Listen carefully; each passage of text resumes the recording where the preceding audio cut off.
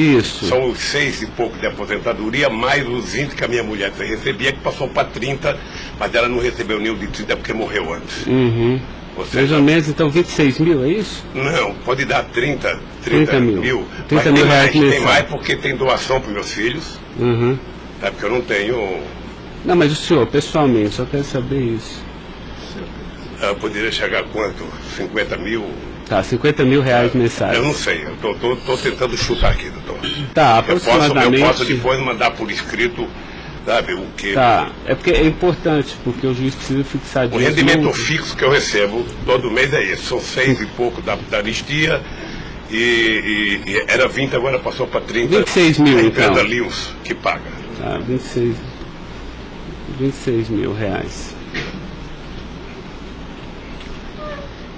Depois o advogado manda para o senhor aí Tá. o total do rendimento das doações. Tá bom.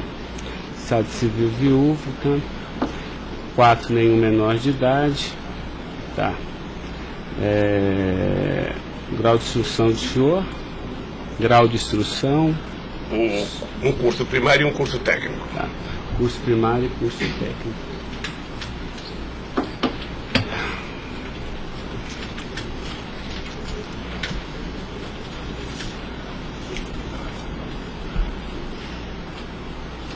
Me dê uma caneta aí, Caio, por favor.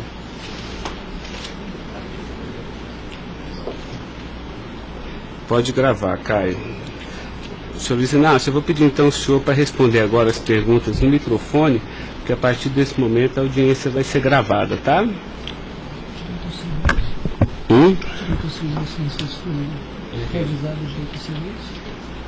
Eu vou avisar ele agora. Vou falar da acusação e vou avisar. Tá? Tá pronto, Caio? Tá. Senhor Luiz Inácio, esse momento é o momento do seu interrogatório, tá?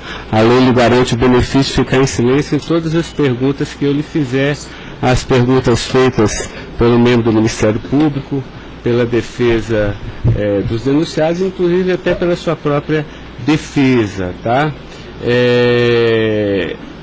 Existem 2 denúncias aqui nessa ação penal, envolvendo Delcídio do Amaral Gomes, André Santos Esteves, Edson de Siqueira Ribeiro Filho, Diogo Ferreira Rodrigues, Luiz Inácio Lula da Silva, senhor, José Carlos Costa Bunlai e Maurício Barros Bunlai, tá? E em síntese, a denúncia fala da existência de uma organização criminosa, tá? Pelo menos do dia 1º de fevereiro de 2015 até 20 de novembro de 2015. E a denúncia narra que todos esses denunciados teriam se esforçado para evitar ou para menos modular e conseguiram retardar a celebração de um acordo de colaboração premiada entre o Ministério Público Federal e Nestor Severo, tá? Depois a denúncia narra que um crime de patrocínio infiel, tá? Cometido pelos denunciados também, e de exploração de prestígio, tá? Bom, o senhor tem conhecimento desses fatos, tá? Né? Eu lhe pergunto, esses fatos que são descritos na denúncia são verdadeiros, falsos? Eu queria que o senhor fizesse uma explanação cronológica do que aconteceu e envolvendo a sua pessoa. Bom, os dados são falsos. Eu queria aproveitar a oportunidade, doutor Ricardo, para dizer ao senhor que eu faço política desde os 23 anos de idade. Comecei em 1968 pelo movimento sindical.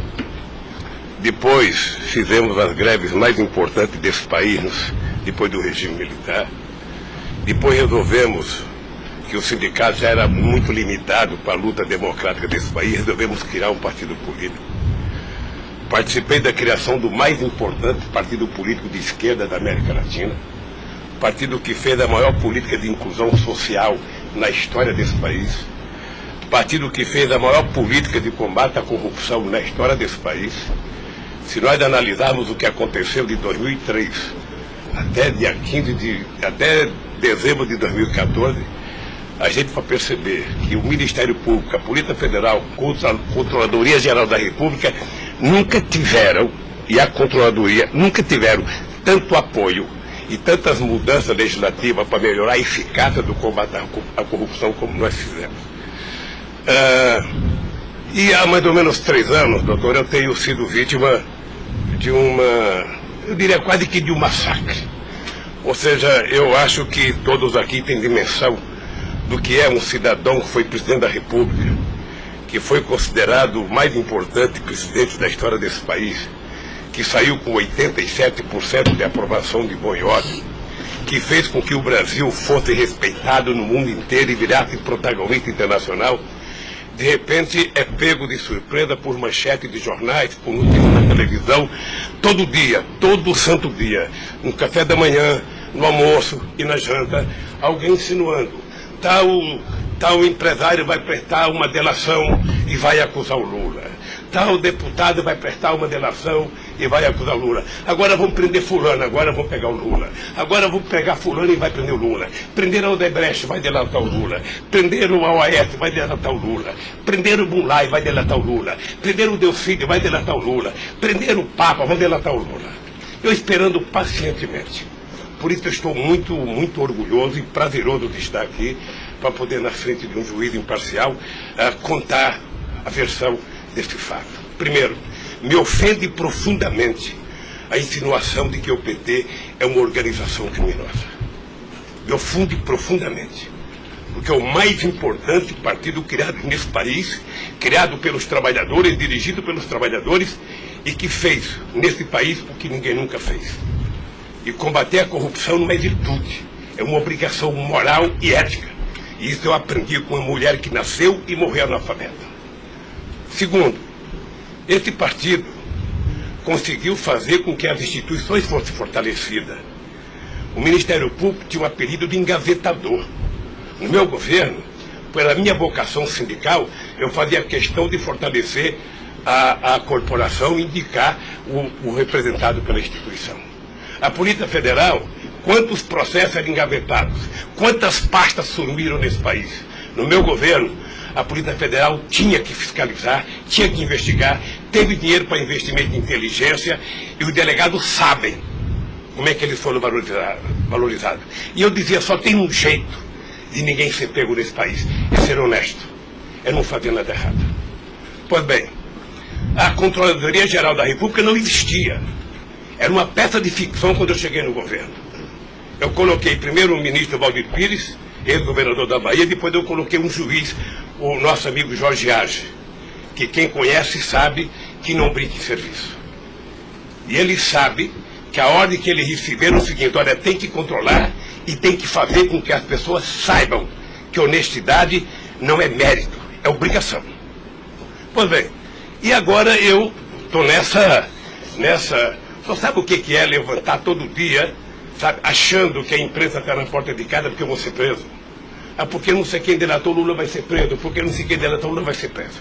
E eu tenho dito, eu duvido, antes, durante e depois, os que estão presos e os que vão ser presos, que tenha um empresário ou um político que tenha coragem de dizer que um dia me deu R$10, ou que tenha coragem de dizer que um dia o Lula pediu 5 centavos para ele.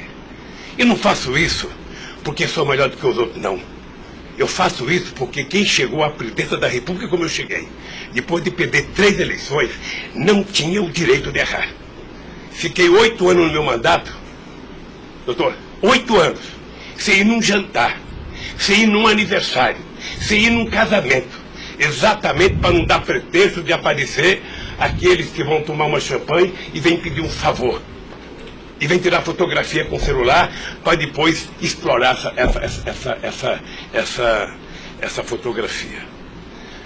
Eu fico orgulhoso de estar prestando depoimento e chateado por uma ilação feita nesse processo contra mim pelo senador Delcídio. Portanto, eu queria lhe dizer que eu estou aqui para responder toda e qualquer pergunta.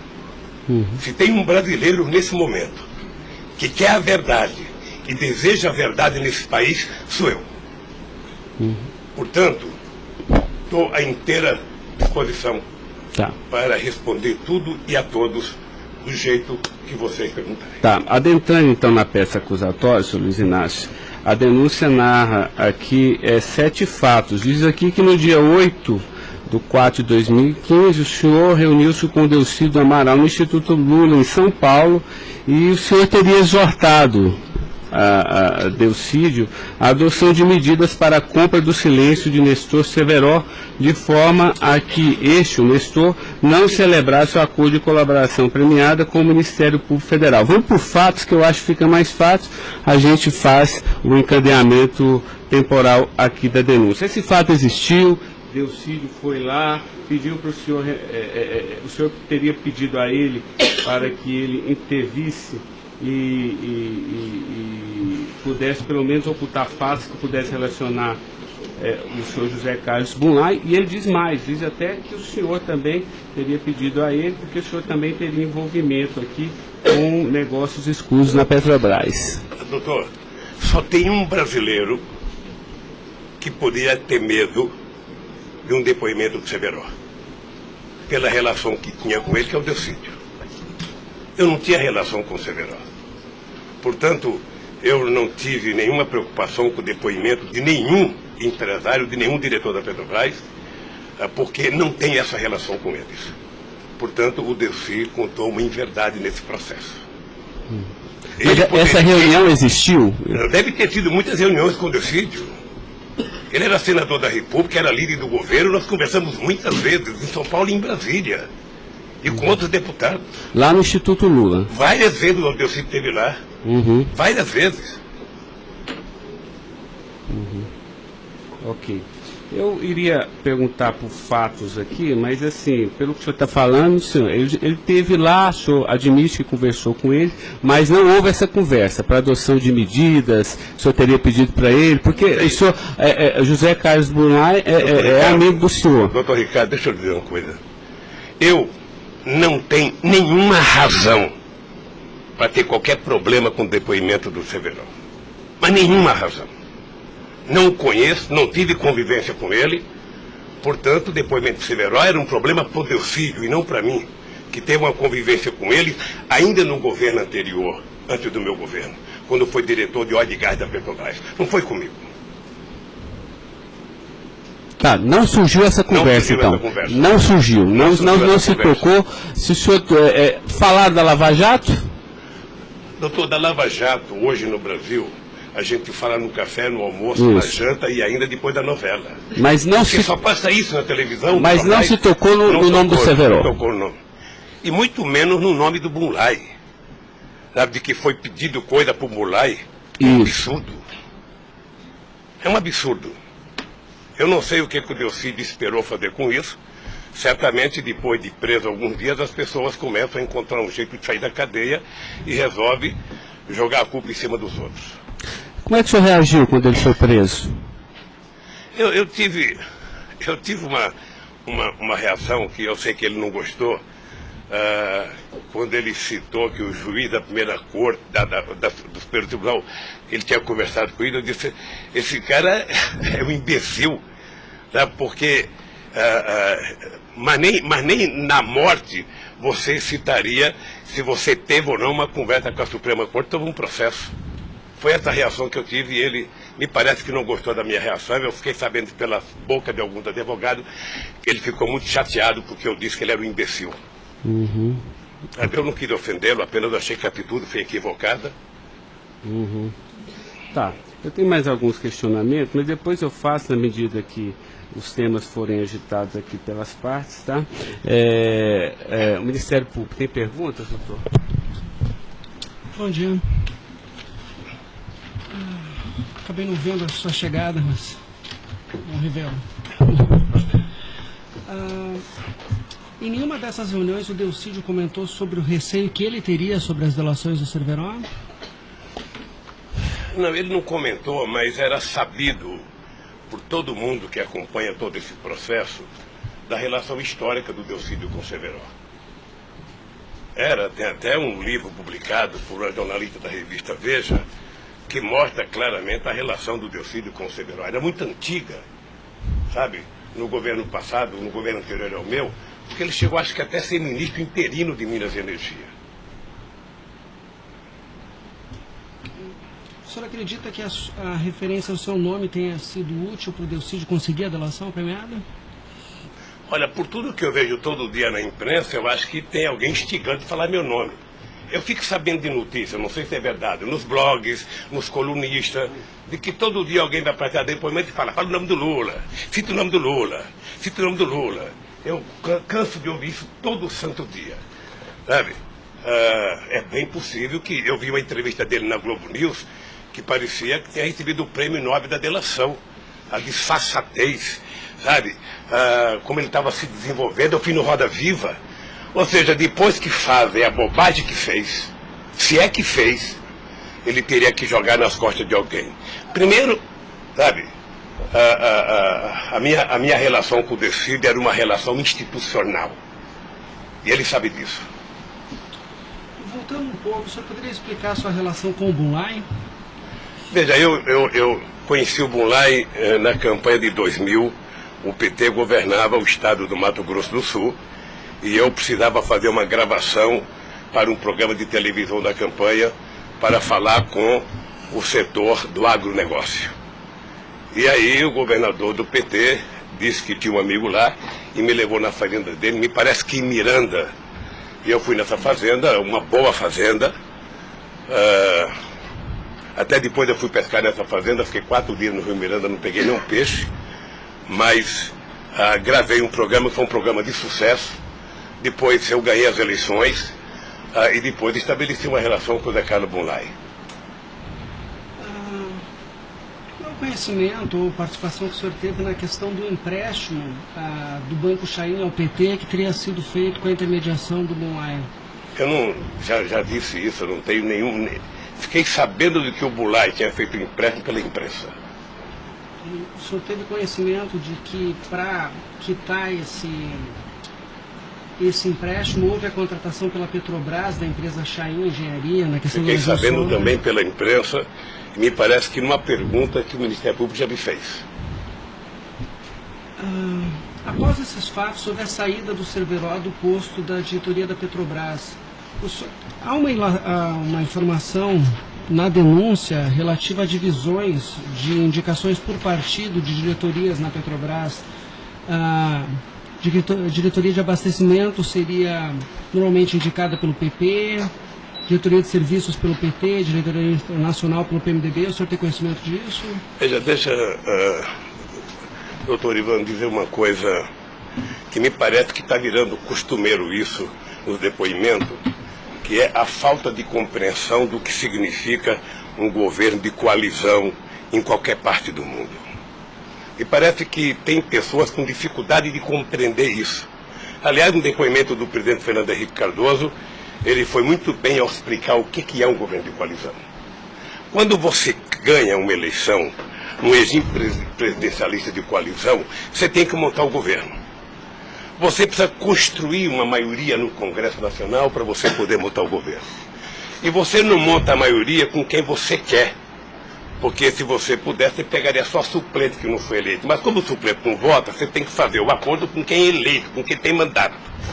E obviamente que você pode fazer um acordo programático, e nesse acordo programático você pode fazer um acordo de participação no governo. Então os partidos que compõem a base do governo participam do governo, indicam ministros, indicam cargos. Todas as pessoas indicadas são pessoas com mais de 30 anos da Petrobras. Eu já disse no depoimento, sabe, que vocês vão ter que ouvir muita gente, o Conselho Fiscal da Petrobras, o Conselho de Administração da Petrobras, sabe, para saber se havia denúncia de corrupção, porque quando nós indicamos as pessoas e quando os partidos indicam, ou seja, se aparecer alguma denúncia de corrupção e aparecer no GSI, essa pessoa não é indicada. Porque qual é o critério? O partido tem um ministro, o partido tem uma bancada. Essa bancada conversa com o ministro. Se indicar um nome qualquer, esse nome vai para a Casa Civil, da Casa Civil passa para o GSI, que é o Gabinete Institucional, faz um levantamento, eu não sei aonde, sabe? E se não tiver nenhuma denúncia, essa pessoa é mandada para o Conselho de Administração e o Conselho de Administração indica. Não é o presidente da República que indica, é o Conselho de Administração. É assim que funciona em qualquer lugar do mundo. Mas, presidente, mas só uma questão relativa a isso. Existe um vídeo no YouTube em que o senhor está inaugurando uma plataforma que o senhor realmente fala que no seu governo a Petrobras se tornou mais transparente e que o senhor participava mais das decisões da Petrobras. É de uma plataforma em Angra dos Reis, isso foi em 2010. Então, deixa, doutor. Aí eu estou lhe perguntando para o senhor explicar. O senhor se lembra desse discurso? Eu sei que é muita coisa, mas eu estou até com um vídeo aqui e eu queria lhe perguntar isso. Senão a gente pode até passar. É que a imprensa dizia que eu vivia fazendo assembleia. Eu fui o presidente que certamente mais visitei a Petrobras. Eu fui o presidente que decidi no governo com a Petrobras de que era importante que a gente recuperasse o poder de construção de plataforma da Petrobras para a gente não importar da Coreia ou da China, que era preciso criar uma indústria petrolífera forte no Brasil. Por isso é que nós aprovamos a Lei de Conteúdo Nacional. 65% de tudo que fosse construído de plataforma ozona teria que ser feita no Brasil, para a gente ter uma política industrial, para a gente definir uma política de engenharia, de ciência e tecnologia, porque o Brasil é um país grande, o Brasil não pode ser um serviçal, o país não é uma republiqueta. Este país poderia produzir e atender toda a América Latina e atender toda a África que margeia o rio chamado Atlântico. Lamentavelmente. Não, mas a pergunta é o seguinte, é porque o senhor falou que realmente no seu governo, se participava, o senhor participava mais das decisões. Eu não participava, deixa eu mais falar. as decisões. Se o senhor quiser, a gente pode até ter um vídeo, e eu trouxe aqui aí para o senhor explicar. E Delcy também havia falado isso, que depois do mensalão, o governo federal, a presidência da República, participava mais na Petrobras. Isso ele falou. Deixa eu lhe falar uma coisa, o papel do governo, o governo participa na Petrobras através do Conselho da Petrobras. O Conselho da Petrobras tem vários ministros, tem a ministra de Minas e Energia. Tá? Eu, durante todo o tempo da Petrobras, eu só participei de uma reunião de definição da política estratégica da Petrobras. A discussão de investimento para os próximos 20 anos. Se a gente ia recuperar a indústria naval, se a gente ia recuperar a indústria de sonda, de plataforma, se a gente ia discutir, sabe, exportar, se a gente ia fazer a lei de partilha, se a gente ia fazer com que o petróleo voltasse a ser do povo brasileiro, como nós conseguimos fazer. Nessas decisões estratégicas eu participei de uma reunião. Tá, mas de cargo então não. De cargo não. Porque tem o Fernando Soares que fala que o senhor realmente definia também essas questões. Não definia cargo. Quando havia briga no PMDB, ou não. Quem decidia, se não se decidir, era o senhor que realmente... Deixa eu lhe dizer uma coisa para o senhor. O presidente não indica cargo na Petrobras. O presidente recomenda ao Conselho da Petrobras a indicação de tal pessoa indicada por tal partido político a partir da capacidade técnica das pessoas. É assim que funcionava no governo anterior, é assim que funcionava certamente no governo militar, é assim que deve funcionar hoje. É assim que deve funcionar hoje. Porque a Petrobras é uma empresa de engenharia muito poderosa e você não pode ficar colocando gente que não tem expertise para fazer determinadas coisas. Tá. Mas a expressão foi essa aqui, eu anotei. A gente sabe o que acontece lá dentro. O que o senhor quer rever o discurso? Eu não precisa rever, não. Tá. Assim, porque isso me chamou a atenção. A gente sabe, quer dizer, antigamente era uma caixa preta, foi esse o contexto. E agora a gente sabe o que acontece lá dentro. Quais foram os mecanismos que o senhor tomou, então, para que a Petrobras realmente ficasse mais transparente? A fazer com que o Conselho acompanhasse mais as decisões. Porque como a Petrobras é muito grande, entre uma decisão do Conselho da Petrobras, uma aprovação da diretoria e os acontecimentos nas engenharias da Petrobras, são milhares de pessoas que participam daquilo. É por isso que um dia um presidente chegou a falar que ele é uma caixa preta que ninguém sabe. Então vamos tentar saber, sabe? Fazendo com que as coisas funcionem mais democraticamente. Por exemplo, quando nós descobrimos o pré-sal, nós tivemos uma decisão estratégica do que fazer com o petróleo. O petróleo não é das empresas estrangeiras que vêm aqui comprar gás e óleo, não. O petróleo é nosso. Então eles vão ter que pagar para o governo. É por isso que nós aprovamos 75% do ROT para a educação. É por isso que nós aprovamos a partilha, que é o que incomodou muita gente no mundo, o que incomodou as grandes petroleiras. É esse país que tinha complexo de vira-lata, virar dono do seu nariz. Okay. Eu sei que isso incomodou muita gente. Incomodou muita gente no mundo inteiro. Sabe, e agora estão tentando desmontar. Porque um país que não se respeita, um país que não tem soberania, um país que não tem empresas de porte extraordinário como a Petrobras e vende tudo, sabe, sinceramente, não é um país. Ok. Doutor Ivan, só porque o senhor tocou no tema, eu quis aproveitar, tá? Mas pode continuar, pode continuar. A pergunta é relativa à diretoria internacional, que ela foi ocupada pelo Cerveró e depois pelo Zelada. Ambos foram indicações do PMDB ou o Cerveró foi indicação do PT e o Zelada... Não, eu já tive a oportunidade de dizer isso. Isso foi indicação do PMDB. Ambos? Não sei se de todo o PMDB ou da bancada do PMDB de Minas Gerais, que foi indicado o Zelada para diretor internacional da Petrobras. O critério é o mesmo, o Zelada foi indicado, passa na Casa Civil, passa no GSI e é mandado ao Conselho da Petrobras, que decide. Não, perfeito. Mas e o Cerveró, ele tinha sido indicado anteriormente pelo PT ou pelo PMDB? Pelo PMDB Pelo também. PMDB.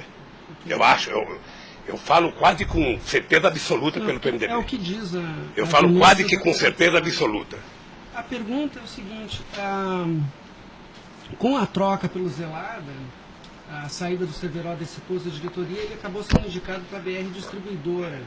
No próprio depoimento do Cerveró, ele afirma que isso teria sido como um reconhecimento pelo papel que ele prestou no auxílio da contratação da Chaim pela Petrobras, na questão do navio sonda. Me parece que ele não diz isso exatamente. Me parece que ele utiliza a palavra acha que foi isso. É diferente de dizer que ele disse. Ou seja, ele acha que foi isso. Deixa eu lhe falar uma coisa. Eu não conheço o Cerveró, conheço agora que ele ficou famoso. Tá? Quando eu vi o Cerveró, eu vi a en passant em reuniões coletivas. Portanto, eu não tinha nenhum interesse de tirá-lo e nenhum interesse de colocá-lo. Nenhum interesse. Para mim, se uma força política que compunha o governo indicasse ele ou outra pessoa e tecnicamente ele fosse reconhecido pelo conselho da empresa que o indicou, para mim estava perfeito. E veja, durante todo esse período não houve uma única denúncia contra nenhum deles. A denúncia começou a acontecer porque o juiz Moro começou a fazer escuta durante 8 anos num bandido chamado Rousseff, e aí então, em 8 anos dá para pegar alguma coisa. Pegou esse negócio. O senhor tem conhecimento de quem teria feito a indicação do nome do Cerveró para a BR Distribuidora? Se foi algum partido? Eu não sei se foi um partido ou se foi através do Zé Eduardo Dutra, que devia ter relação com o Cerveró, porque ele tinha sido presidente da Petrobras. Ele deixou de ser presidente da Petrobras e foi ser presidente da BR.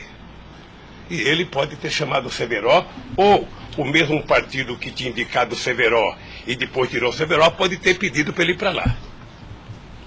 Eu suponho que seja isso. Ok. O senhor conversava com certa frequência com o Bulay por telefone, dentro dessa relação de amizade? Não era meu amigo. Conversava com ele. Com que frequência o senhor... Não sei, querido. Sabe, ultimamente o Bulay andava com doença nos olhos, achando que ia ficar cego, estava passando muito tempo em Miami para se tratar, depois estava se tratando de um câncer. Sabe, eu sei que ele não andava bem nos últimos tempos, com problema de doença. Porque a denúncia cita algumas ligações de um telefone que pertenceria ao Instituto Lula. O senhor utilizava esse telefone do Instituto Lula para conversar com o Bulay também, ou normalmente só o mas seu qual celular? é o crime do Bulay ligar para mim? Não, eu estou tentando esclarecer os fatos, presidente. Ligado, eu conversava com o Bulay, tinha um profundo respeito pelo Bulay, um profundo respeito.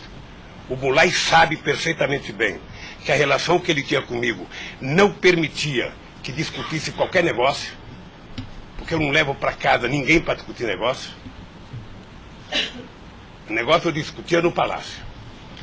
Mas o senhor sabe se ele utilizava o nome do senhor? Porque o Salim Chaim e o Fernando Chaim confirmam que José Carlos Mulay disse que Luiz Inácio Lula da Silva interveio na contratação da Chaim pela Petrobras. Está descrito na peça do Ministério Público. Doutor, se o senhor soubesse quanta gente usa o meu nome em vão, de vez em quando eu fico pensando para as pessoas lerem a Bíblia, para não usar tanto meu nome. Não. Tem gente que faz campanha financeira em meu nome, tem gente que é candidato em meu nome, tem gente que faz panfleto dizendo que eu estou apoiando, tem gente que coloca a fotografia minha dizendo que eu estou apoiando ele, sabe? Não tem como fazer isso. Se alguém falou, sabe? Se alguém falou, somente o Zé Carlos Bunlai pode provar isso, ou o Chaí na frente dele. Eu duvido que o Zé Carlos Bunlai, ou algum outro empresário, ou algum outro, desses que já prestaram depoimento, diga que um dia eu chamei ele para conversar sobre tal coisa, sobre qualquer coisa.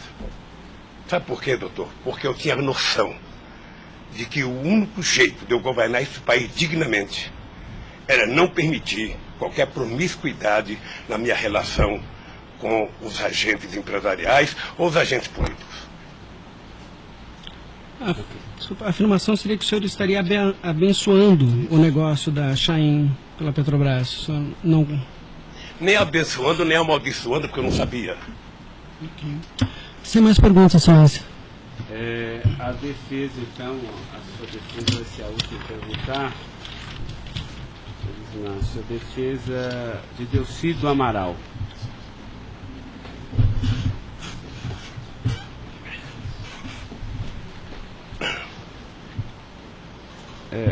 Doutor, alguém vai ter que sair para ele perguntar, tá? Da mesa para que...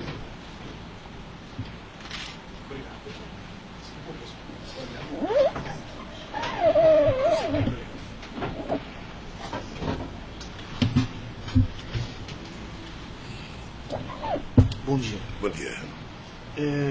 O senhor já mencionou que, de sua parte, não haveria nenhum receio na delação de Nestor Cerveró. A indagação que eu faço é se, da parte de Bunlai, seu amigo, se ele lhe confidenciou algum receio da delação do Cerveró. Nunca. Nunca. Nunca. Ele mencionou se conhecia o Cerveró? Quem, o Bunlai? O Bunlai. Não, nunca falou comigo do Cerveró.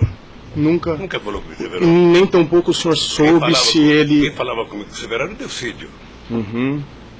Que era amigo do Cerveró. Amigo do filho do Cerveró. Perfeito. O senhor tem conhecimento se a delação do Nestor Cerveró foi utilizada como um dos fundamentos para a condenação do senhor Bunlai? Não tenho. Não tem conhecimento. Não tenho. Tá certo. Eram só essas as indagações. Excelência, muito obrigado. Obrigado, senhor ex-presidente. A defesa de André Esteves tem questionamentos? Não tem? A defesa de Edson Siqueira Ribeiro Filho.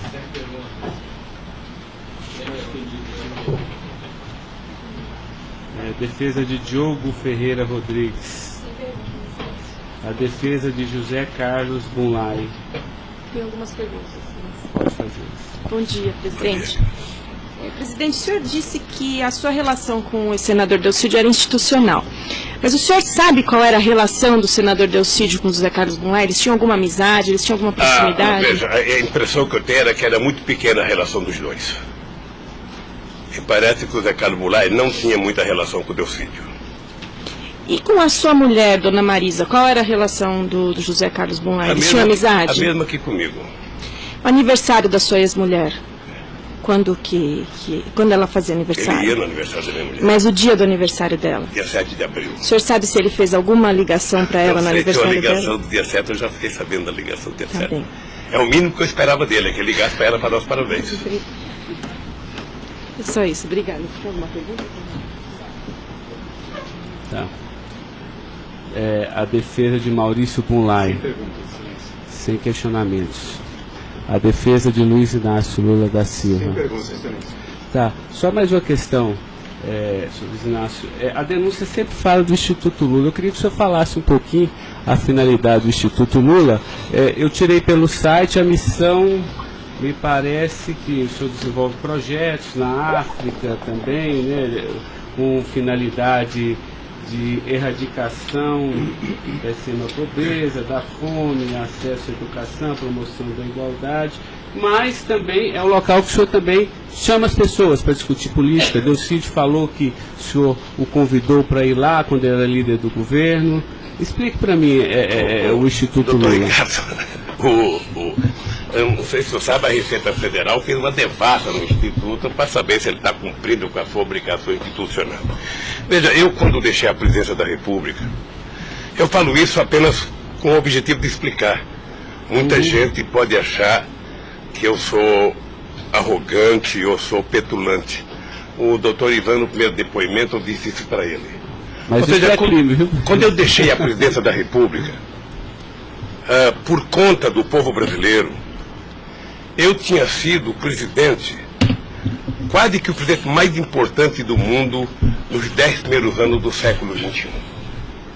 Esse país virou protagonista internacional. Esse país passou a participar do G8, coisa que nunca participava. Esse país ajudou a construir o G20. Esse país participava do BRICS com muita importância. Esse país participava do IBAS entre Brasil, África do Sul e Índia. Esse Brasil criou a Unasul, criou a CELAC, onde pela primeira vez a gente fazia uma reunião da América Latina sem participação dos Estados americanos. Esse país não deixou a ALCA entrar aqui.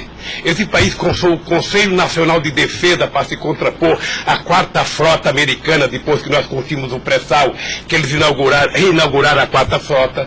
Nós criamos o Conselho de Defesa. Então, nós fizemos a maior política de inclusão social da história desse país. 36 milhões de pessoas saíram da extrema pobreza e 40 milhões ascenderam à classe média. Isso é uma Argentina, isso é uma Colômbia. A bancarização do povo pobre foi com 70 milhões de pessoas entraram no sistema financeiro.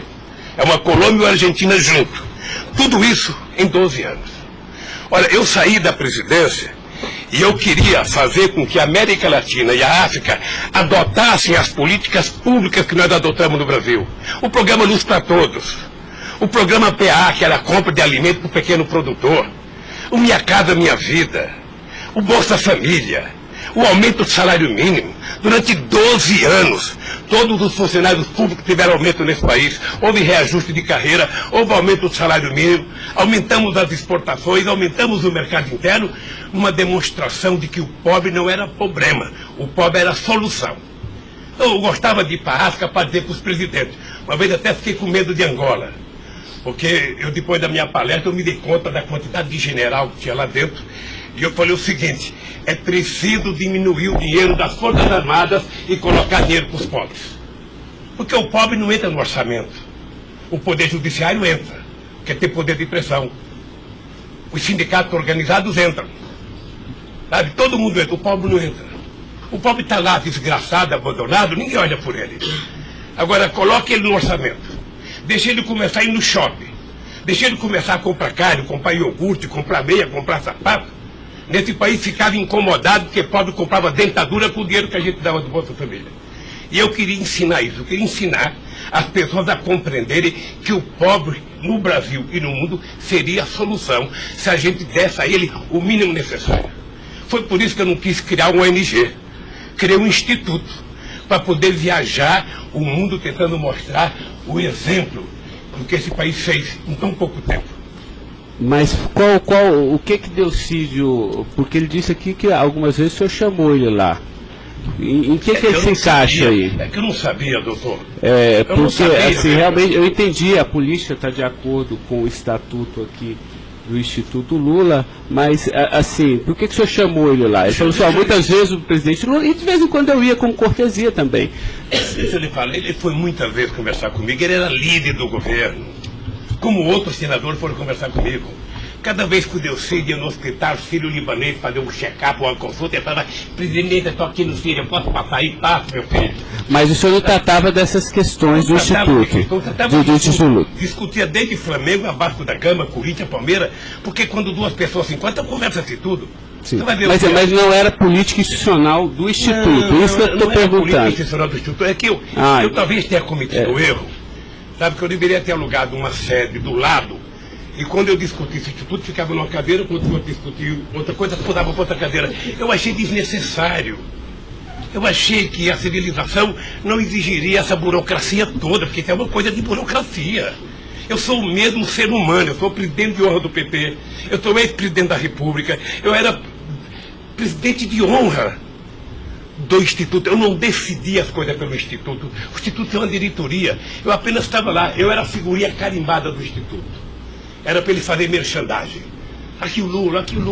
Vai conversar com o Bill Clinton, fala com o Lula. Vai conversar com o Tony Blair, fala com o Lula. Vai conversar com o Chirac, fala com o Lula. Vai conversar com o Angela Merkel, fala com o Lula. Sabe, eu tive o prazer, doutor Cláudio, de ser o ex-presidente da República, que em todas as viagens do mundo que eu fiz, depois de deixar a presidência, era recebido pelos presidentes. Esse era o status quo do Brasil. Hoje nós estamos numa situação em que o presidente não tem coragem na Bolívia. Então o país, que era um motivo de orgulho, virou um motivo da tristeza. Pela pequenez que esse país tomou dimensão nos últimos anos. Não, eu não estou emitindo nenhum juízo de valor, mas assim, o que eu quero saber é assim, o senhor também chamava pessoas como líder do Delcídio para conversar sobre outros assuntos. Chamava dirigente sindical, chamava gente do LGBT, chamava negro, chamava índio, chamava todo mundo. Isso. Ali, eu vou dizer uma coisa, sabe qual é o apelido do Instituto? Sabe? Não sei, nunca fui. Posto Ipiranga. Lamentavelmente é assim. Mas não é por causa do Instituto, é por causa do personagem. Sabe? Então todo mundo fala, tem problema em tal lugar, Posto Ipiranga. Tem problema em tal lugar, Posto Ipiranga. E sabe que eu tenho orgulho disso. Eu tenho muito orgulho de fazer 36 anos que eu deixei o movimento sindical e ainda sou amigo de todos os sindicalistas, de todas as correntes, da Força Sindical à CUT. Sou amigo de todos os partidos políticos. Então, se isso é um pecado, se isso é um erro jurídico, se isso incomoda o Ministério Público, a Polícia Federal, sei lá quem, eu vou alugar uma salinha na porta e sento lá e atendo e vou deixar em paz, porque não é possível. Não é possível, sinceramente, doutor, eu quero lhe agradecer a oportunidade de vir prestar esse depoimento. Eu estou com muita coisa na garganta para falar. Eu estou cansado de ver procurador dizer que não precisa de prova, que ele tem convicção. De juiz dizer, eu não preciso de prova, eu tenho fé, vou voltar com fé. Eu quero provas, alguém tem que dizer, qual é o crime que eu cometi, aonde que eu cometi. Chamar o PT de organização criminosa, se dependesse de mim, cada deputado do PT, cada vereador do PT, cada militante, abrir um processo para quem dizer provar qual é a quadrilha. Porque eu estou cansado, doutor. 71 anos de vida, eu cansei. Cansei de ver as instituições que eu ajudei a criar desde a Constituinte para valorizá-las, desprestigiadas por comportamento pessoal. Gente que adora, gente que não pode abrir a geladeira, que vê uma luz e já começa a dar declaração. Gente que liga o barbeador, começa a falar achando que é o microfone do rádio. Eu cansei disso. Eu sempre valorizei o Ministério Público. Eu sempre valorizei a Polícia Federal.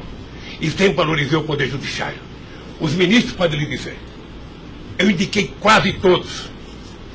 Nunca pedi para eles um favor pessoal. E não peço. Porque a instituição tem que ser forte, não para me ajudar, para garantir a democracia desse país. Lamentavelmente, tem pessoas que não pensam assim. Eu, quando vejo um jovem procurador ir para a televisão falar 1h30 e depois dizer, não me peçam provas, eu tenho convicção, não dá, doutor. Não dá para aceitar isso como uma coisa séria nesse país que está jogando a cada vez mais a oportunidade de se transformar num país grande.